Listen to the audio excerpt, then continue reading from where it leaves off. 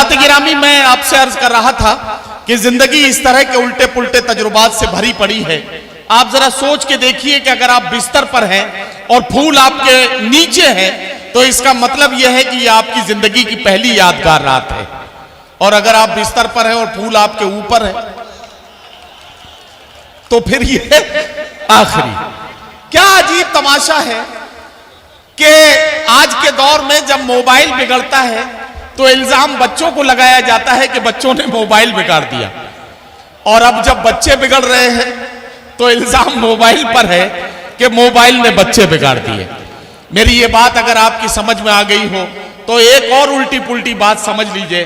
कोई इंसान जिंदगी में कितना ही खूबसूरत क्यों ना हो, इतना खूबसूरत नहीं होता जितना उसे फेसबुक के प्रोफाइल पिक्चर में दिखाया जाता है, और कोई इंसान कितना ही बदसूरत क्यों ना हो, इतना बदसूरत भी नहीं होता जितना उसे आधार कार्ड में दिखाया जाता है। तो जिंदगी इसी तरह के उल्टे पुल्टे तजुर्बात से भरी पड़ी है। तो आइए एक ऐसे शायर को आपके बीच बुलाऊं जो ऐसी ही उल्टी पुल्टी बातें करके आपके चेहरों पर मुस्कुराहटें लाएं, और इसके लिए मैं गुजारिश कर रहा हूं रुड़की उत्तराखंड से बुलाए गए और रुड़की उत्तराखंड से मंगाए गए ये मेहमान शायर जिन्हें हम सज्जाद झंझट के नाम से जानते हैं। मैं गुजारिश कर रहा हूं कि सज्जाद झंझट साहब आए और हमारे मुशायरे में थोड़ी देर झंझट पैदा करें। जनाब सज्जाद झंझट। उसको प्रमोशन मिलेगा जिसके बच्चे 3 हैं, उसको प्रमोशन मिलेगा जिसके बच्चे 3 हैं। जाते जाते मंत्री जी ये भरोसा दे गए। वाह वाह। उसको प्रमोशन मिलेगा जिसके बच्चे 3 हैं। जाते जाते मंत्री जी ये भरोसा दे गए। मैंने बेगम से ये पूछा अपने तीनों हैं कहां? बोली बेगम जिनके बच्चे थे वो अपने ले गए। वाह वाह वाह वाह वाह वाह। एक साहब की तो वाइफ गुम हो गई थी मेले में, और हुआ ये था कि साहब 15 दिन तक नहीं तलाश की, नहीं मिली, तो उनके दोस्त से मालूम करा कि मियाँ क्यों मायूस हो? कहने लगे मेरी वाइफ खो गई है। कहने लगे आपको इसकी इत्तला फौरन थाने में करनी चाहिए। कहने लगे नहीं नहीं नहीं, मैं थाने में नहीं करूंगा बिल्कुल भी, चाहे मिले या नहीं मिले। कहने लगे थाने में क्यों नहीं करोगे? कहने लगे एक बार मेरी बाइक चोरी हो गई थी, पुलिस वालों ने उसे बरामद कर ली, 15 दिन चला के दी।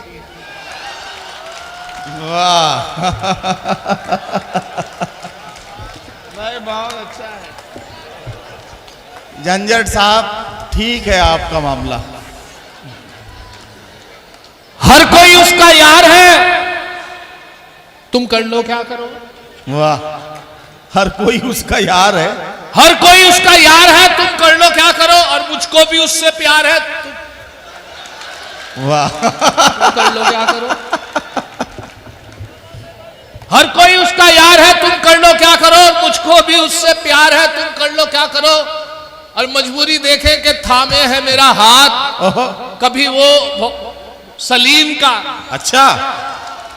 थामे है मेरा हाथ, कभी वो सलीम का। 2 नाव पे सवार है, तुम कर लो क्या करो। वाह। और मैंने सुनाया हाल तो शर्मा के यूं कहा, मैंने सुनाया हाल तो शर्मा के यूं कहा, अल्लाह की तुझ पे मार है, तुम कर लो क्या करो। वाह वाह वाह।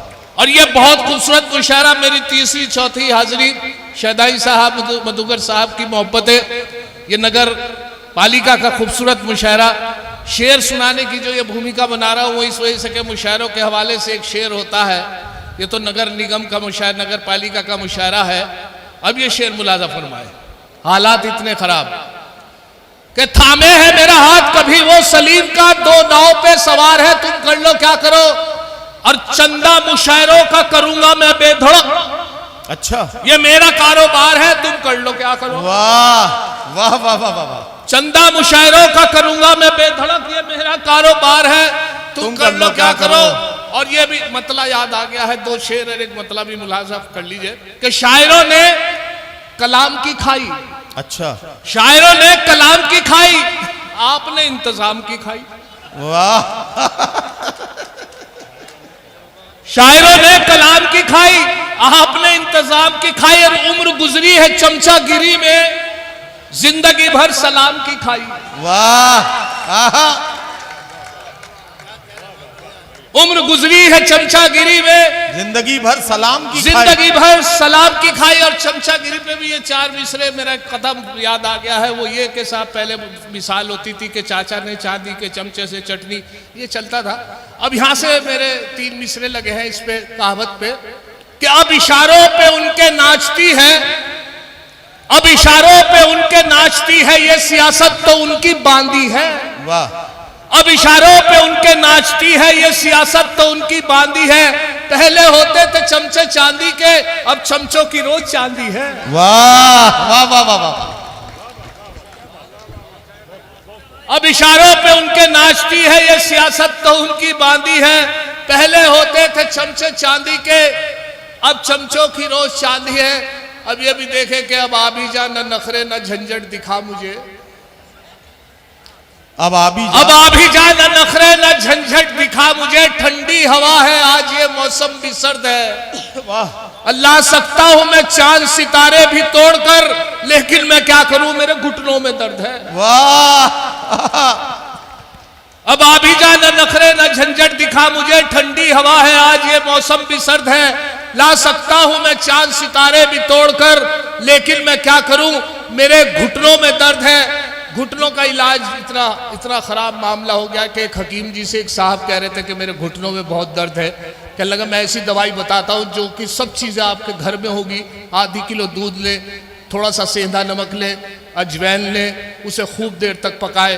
पकाने के बाद उकड़ू बैठ के फूंक मार मार के पिए। कहले साहब इसमें से 2 ही चीज मेरे घर में है बस। कहले क्या? कि उकड़ू और फूंक। अच्छा।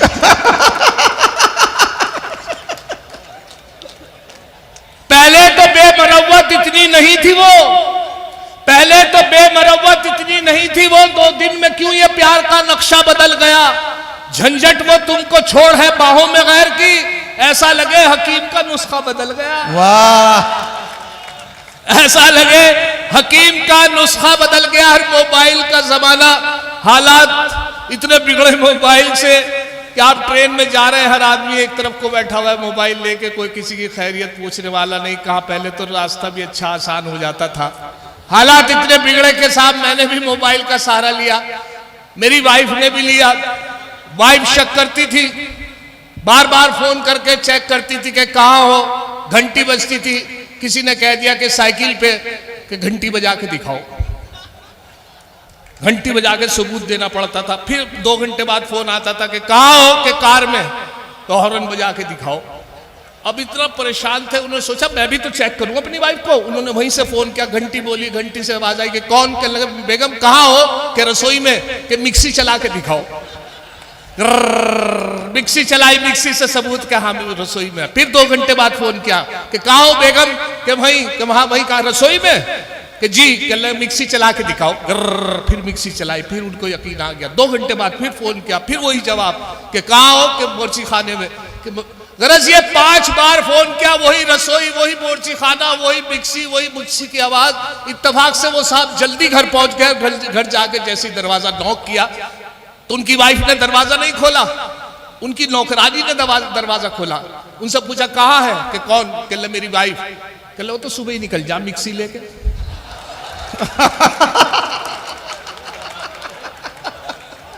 भाई बहुत अच्छा है सज्जाद भाई। वाह वाह वाह। ये अच्छा है यार। अच्छा मेरी साथ तो जहां जाता हूं कोई ना कोई झंझट हो जाता है। अभी मैं आया शाहजहांपुर से, बहुत खूबसूरत गाड़ी मेरे सामने से गुजरी और बहुत खूबसूरत गाड़ी थी। पहली मर्तबा किसी शोरूम से ऐसी गाड़ी देखी थी, लेकिन जैसे ही आगे से गुजरी तो पीछे उसके एक स्लोगन लिखा हुआ था, सावन को आने दो। अच्छा। लिखवा लेते हैं लोग, नई गाड़ी ली उसके पीछे उन्होंने लिखवा के ला रहे थे सावन को आने दो। और पीछे से इत्तेफाक से मैं उसे पढ़ ही रहा था तो एक ट्रक जोरदार आया, उसके जोरदार पीछे से टक्कर मार दी। मैंने ट्रक के पीछे देखा तो उस पर लिखा था, आया सावन झूम के। हम जहां जाए वहां लफड़ा न हो, हम जहां जाए वहां लफड़ा न हो। दोस्तों झंझट है हम भी नाम के, क्या करे ये नाम ऐसा मिल गया, वरना हम भी आदमी थे काम के। वाह। क्या करे ये नाम ऐसा मिल गया, वरना हम भी आदमी थे काम के। और ये भी देखे कि मेरे साथ एक और लफड़ा हुआ कि मैं पटना जा रहा था और पटना का सफर बहुत लंबा था और लंबा सफर में ये हुआ कि मुझे अंदाजा नहीं लग पा रहा था किस वक्त पहुंचूंगा। परेशानी थी, रिजर्वेशन था लेकिन कंफर्म नहीं था, और ये बार बार स्टेशन पे कि कौन सा स्टेशन है। बड़ी बड़ी दुश्वारी के बाद पटना आया और पटना में उतरने के बाद भी मैंने कंफर्म किया कि मैं सही उतर गया। तो मेरी बदकिस्मती की एक लेडी से पूछ लिया मैंने, अब मुलाजा फरमाए कि मैं क्या बताऊं झंझट जब रेल से मैं उतरा, मैं क्या बताऊं झंझट जब रेल से मैं उतरा। एक महाजबी से मिलकर ऐसी घटी है घटना, जूते से उसने मेरी कर डाली ताजपोशी, पूछा था मैंने इतना मैडम यही है पटना। वाह वाह वाह वाह वाह। एक दिन कर बैठा जुर्मे इश्क में, क्या कहना, एक दिन कर बैठा जुर्मे इश्क में, अपनी थाने में हजामत हो गई। इत्तफाकन जज भी था आशिक मिजाज, इसलिए मेरी जमानत हो गई। वाह वाह वाह वाह। एक दिन कर बैठा जुर्मे इश्क में, अपनी थाने में हजामत हो गई। इत्तफाकन जज भी था आशिक मिजाज, इसलिए मेरी जमानत हो गई। और ये इलेक्ट्रॉनिक कंप्यूटर दौर में अर्ज कर रहा था कि इतना तेजी से जमाना गुजर रहा है कि अगर कितना अदब होता था कि जब कोई घर में आता था मेहमान और बच्चे उनके पैर छूते थे तो ये अदब की बात होती थी। लेकिन आज अदब इस तरीके से माना जाता है कि कोई मेहमान आए और मेहमान को देख के बच्चा अगर एक तरफ मोबाइल रख दे तो ये भी बहुत बड़ा अदब है, ये अदब है। तो अब मैंने भी मोबाइल का साथ, तो मैंने अपनी वाइफ से हुआ ये कि साहब एक बच्चा था बार बार टीवी का चैनल इधर उधर कर रहा था और टीवी का चैनल एक जगह ऐसी जगह रुक गया आके जो फैशन शो एक होता है। और फैशन शो में कुछ नहीं, बस ये कि लड़की रैंप पे इधर से उधर इधर से उधर इधर से उधर चलती रहती है, लेकिन वो थोड़ी से कम कपड़ों में होती है। तो लड़का देख रहा था, उसे मालूम था कि पीछे से वालिद साहब भी देख रहे होंगे। पीछे का दरवाजा खुला हुआ था जो अंदर घर में जाता था, जैसे घर कमरे में घुसे तो वालिद साहब देखने लगे, बहुत देर तक देखते रहे। उसके बाद उन्होंने डांटा उसे, कहा क्या देख रहे हो, एकदम घबरा, चाची अब्बा ये तो बहुत गरीब मुल्क है, इन पे कपड़े भी नहीं है इसलिए मैंने लगा लिया, बहुत बेचारे गरीब लोग हैं ये। वो अंदर चले गए, अंदर से फिर एकदम वापस आए, कहले बेटे जब इससे भी ज्यादा गरीब आवे तो मुझे बता दियो। बहुत अच्छा है भाई। देखिए अगर आप चाहते हैं कि झंझट साहब थोड़े से और खुलें, थोड़े से और खिलें, तो इसके लिए जरा सा आपको तालियों की हाँ तालियों का जोर जरा देना पड़ेगा ताकि झंझट साहब कुछ और आपकी खिदमत करें। अब मुलाजा करें कि बस के हवाले से मैं 4 मिसरे सुना रहा हूं जो मुझे अभी ताजे हुए हैं। बस के अंदर के बस में था आगे खड़ा एक दिलरुबा अच्छा लगा। क्या कहना, बस में था आगे खड़ा एक दिलरुबा अच्छा लगा, मैंने जब छेड़ा उसे कुछ ना कहा अच्छा लगा। वाह। बस में था आगे खड़ा एक दिलरुबा अच्छा लगा, मैंने जब छेड़ा उसे कुछ ना कहा अच्छा लगा। हौसला मेरा बढ़ा और एक गुस्ताखी जो की देके उसने गाल पे थप्पड़ कहा अच्छा लगा। वाह वाह वाह वाह। देकर उसने गाल पे थप्पड़ कहा अच्छा लगा। मैंने भी अपनी वाइफ को इस लॉकडाउन में जब घर रहा तो इतने परेशानी से गुजरा के साहब मैं अपनी वाइफ के साथ रह के बस जान बच गई जो शहदाई साहब ने बुला लिया, वरना बहुत से शायद तो काम हो गया बहुत से वाइफ। अब देखे साहब कि मैं जब क्या तो मुझे यहाँ तक सुनने को मिला अपनी वाइफ से कि एक बहस के दौरान उन्होंने मुझसे कहा जितना तेरे में दिमाग है ना इतना तो मेरा हर वक्त खराब रहता है। और उसके बावजूद मैंने उनको इलेक्ट्रॉनिक कंप्यूटर दौर के बाद से 3-4 लाइनें उनको सुनाई कि दिल है मेरा मोबाइल तुम सिम हो मेरी जान। अच्छा, दिल है मेरा मोबाइल तुम सिम हो मेरी जान, है लाइफ टाइम रिचार्ज ये मोबाइल हमारा। वो बोली अगर सच है तो बस इतना बता दो मोबाइल डबल सिम तो नहीं है तुम्हारा। वाह। दिल है मेरा मोबाइल तुम सिम हो मेरी जान, है लाइफ टाइम रिचार्ज ये मोबाइल हमारा। वो बोली अगर सच है तो बस इतना बता दो मोबाइल डबल सिम तो नहीं है तुम्हारा। और मोबाइल का कमाल ये भी कि आजकल रिश्ते शादी बहुत इंटरनेट ईमेल से होते हैं। एक साहब मुझसे कहने लगे मेरी बेटी का रिश्ता बताइए, मैंने कहा अभी आपने चप्पल घिसी, वरना हालात तो यह है कि बहुत से रिश्ते शादी इंटरनेट ईमेल से बहुत शादी होती है। तो यहाँ से 4 मिसरे हुए। तो एक साहब तो इतने लालची थे कि अपने बेटे को शादी के लिए जा रहे थे और उसे समझाते जा रहे थे कि बेटे अगर जो साइकिल दे ससुराल वाले तो मोटरसाइकिल मांगना, मोटरसाइकिल दे तो कार मांगना, कोठी दे तो बंगला मांगना, कूलर दे तो फ्रिज मांगना, फ्रिज दे तो एसी मांगना। लड़का परेशान था शादी के लिए, उसने कहा अगर वो अपनी बेटी दे तो उनकी मां मांग लो।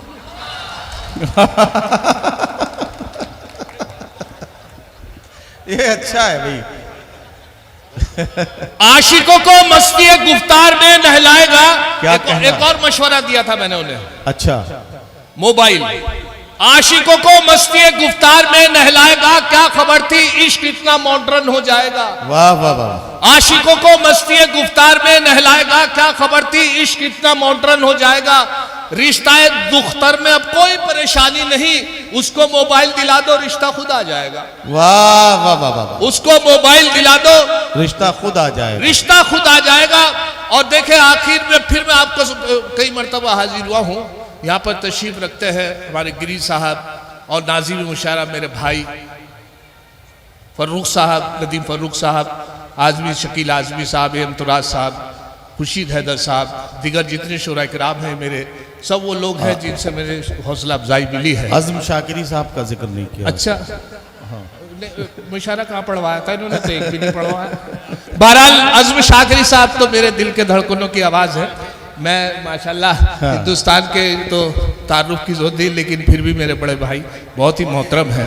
बहरहाल मैं अर्ज कर रहा था कि साहब इस लॉकडाउन में हालत ये रही कि मैं एक दौरान जो है घर में बैठा हुआ था, तो एक मेरी वाइफ जो थी किसी से बात कर रही थी, सहेली से बात क्या किसी की बुराई कर रही थी, और इतनी बुराई कर रही थी किसी के साथ 1.5 घंटे तक बुराई की। ताज्जुब जब हुआ इन औरतों पे कि वो ये कह के उठी जब 1.5 घंटे तक किसी की बुराई की, अरे मरने दे हमें क्या लेना। अरे वाह।